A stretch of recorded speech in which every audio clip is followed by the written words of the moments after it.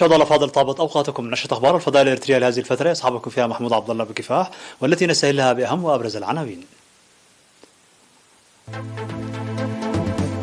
إصابة مواطن بفيروس كورونا اليوم.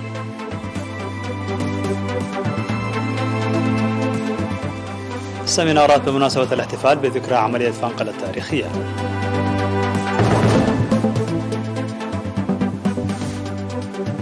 نجاح أكثر من 90% من الشتول المغروسة بمنطقة ماي دمنت.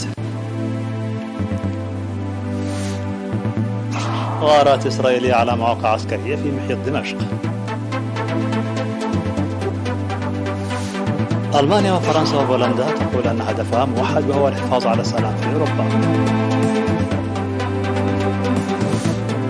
مقتل 3 فلسطينيين برصاص الجيش الإسرائيلي في الضفة الغربية. مرحبا بكم العناوين إلى التفاصيل. أعلنت وزارة الصحة بأن الفحوصات المخبرية التي أجريت اليوم في مراكز الفحص في منطقة عدكي بالإقليم الأوسط قد أظهرت إصابة مواطن واحد بفيروس كورونا. في غضون ذلك شفي 8 من مرضى وباء كورونا بالإقليم الأوسط، فيما توفيت امرأة بالإقليم الأوسط تبلغ من العمر 84 عاما، وبهذا بلغ عدد المصابين بفيروس كورونا في البلاد حتى الآن 9652، شفي منهم 9411 وتوفي 102 مريضا بالوباء، فيما لا يزال 139 من المرضى يتلقون العلاج بالمستشفيات. وزارة الصحة 9 من فبراير 2022.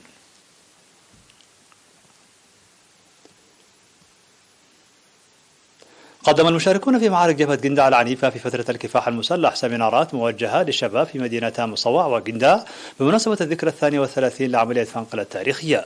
وأوضح العقيد إساق قبرو في السيمينار الذي انتظم بمدينة مصوع في 9 من فبراير دور ووفاء الشباب إبان الكفاح المسلح والنضال المرير الذي خيض لتجاوز التحديات العصيبة، وكذلك الانتصارات المحققة في مختلف المراحل، وخاصة عملية فنقل والمعجزات التي شهدتها للحفاظ على تلك الانتصارات، وكذا البطولات والاستشهاد الذي دفع ثمنا لنيل الحرية.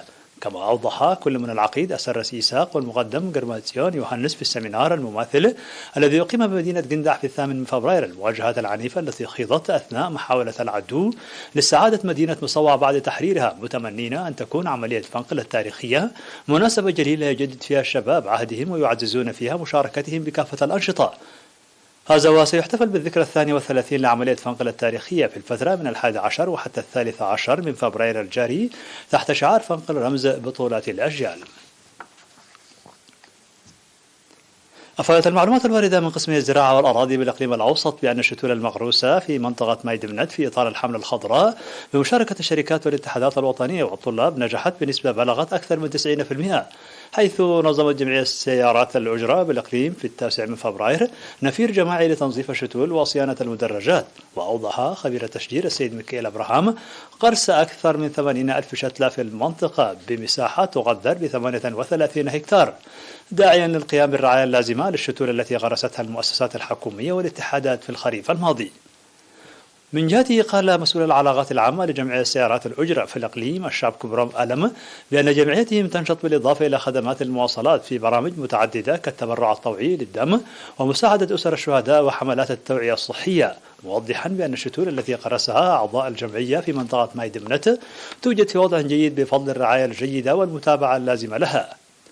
هذا وقد عبر أعضاء الجمعية المشاركين في النفير عن سعادتهم لمشاهدة نجاح الشتول المغروسة، مناشدين المؤسسات الأخرى والاتحادات لاتخاذ خطوات مماثلة.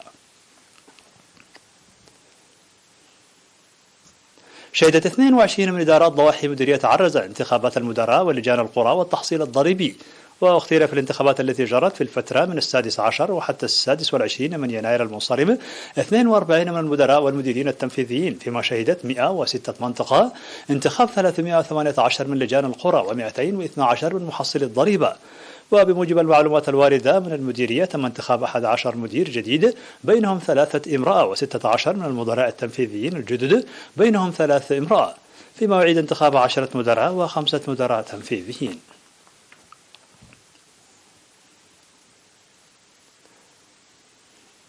أعلنت وحدة الضرائب في الإقليم الأوسط بأنها تعمل بهمة ونشاط لتقديم خدمات جيدة وسريعة. وأوضح مسؤول الوحدة السيد هابتي عبيو في اللقاء الذي أجراه مع وكالة إيرينا بأن أعمالهم الرئيسية تشتمل على استقبال ضريبة الأراضي والنظافة البيئية، وتقدم الوحدة الخدمات يوميا لأكثر من 300 شخص، مشيرا إلى تسيير مهام فاعلة في هذا الجانب. وذكر بأن التنسيق مع مكتب الضرائب ووزارة العمل يساعد في زيادة فعالية أعمالهم، مشيدا في الوقت ذاته بالتعاون الذي أبداه الشركاء. كما دعا المواطنين لدفع ديونهم وخاصة ديون الورثة التي لم تسدد بعد. هذا وقد أشاد المستفيدون من خدمات الوحدة بالخدمات المقدمة، مناشدين المؤسسات الأخرى لاتباع هذا العمل النموذجي. مشاهدينا الأفاضل، كانت هذه الأخبار الداخلية. فاصل قصير ونوافيكم بالأخبار العالمية، ابقوا معنا.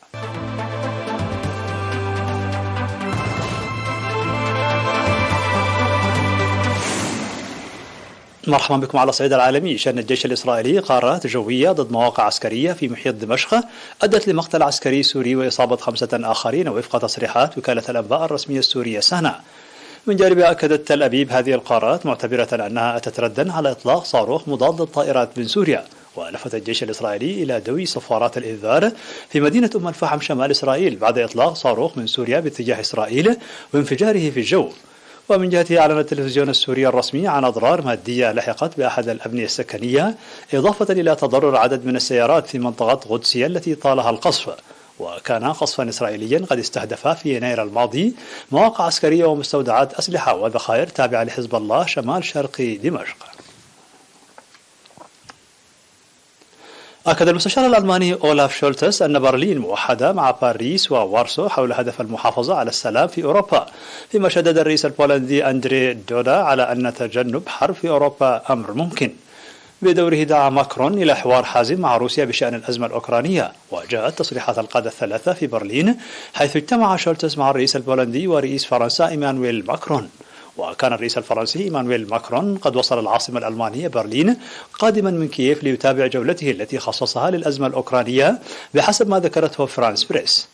وكان المستشار شولتز قد عاد لتوه من الولايات المتحدة حيث عقد قمة في البيت الأبيض مع الرئيس جو بايدن تمحورت في جزء أساسي منها حول الأزمة الأوكرانية.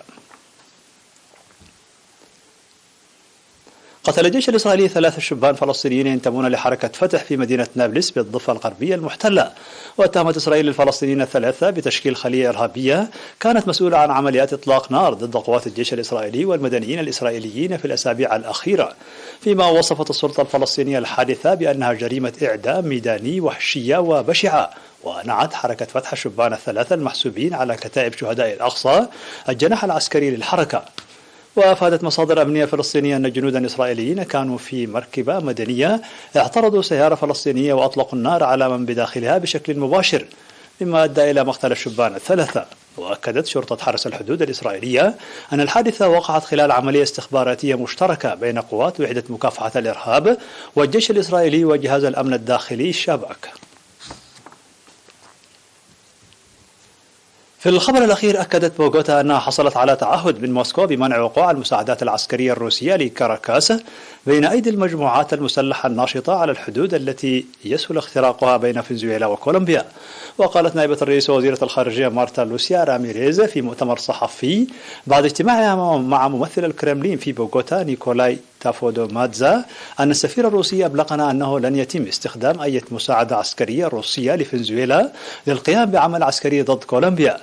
وجاء الاجتماع إثر اتهام وزير الدفاع الكولومبي ديوغو مولانو روسيا بممارسة تدخل أجنبي على حدود بلاده مع فنزويلا، في تصريح وصفته البعثة الروسية بأنه غير مسؤول. وتتهم بوغوتا كاراكاس بإيواء جماعات مسلحة كولومبية تستخدم أموال المخدرات لمهاجمة قواتها الأمنية على الحدود التي يسهل اختراقها والتي يبلغ طولها 2200 كيلومتر، وهو ما تنفيه فنزويلا. في نهاية النشرة لكم تذكير بأبرز ما جاء فيها من عناوين. إصابة مواطن بفيروس كورونا اليوم.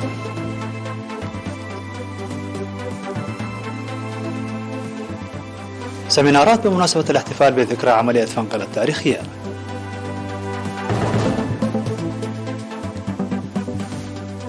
نجاح أكثر من 90% من الشتول المقروصة بمنطقة ماي دمنت. غارات إسرائيلية على مواقع عسكرية في محيط دمشق. ألمانيا وفرنسا وبولندا تقول أن هدفها موحد وهو الحفاظ على السلام في أوروبا. مقتل 3 فلسطينيين برصاص الجيش الإسرائيلي في الضفة الغربية.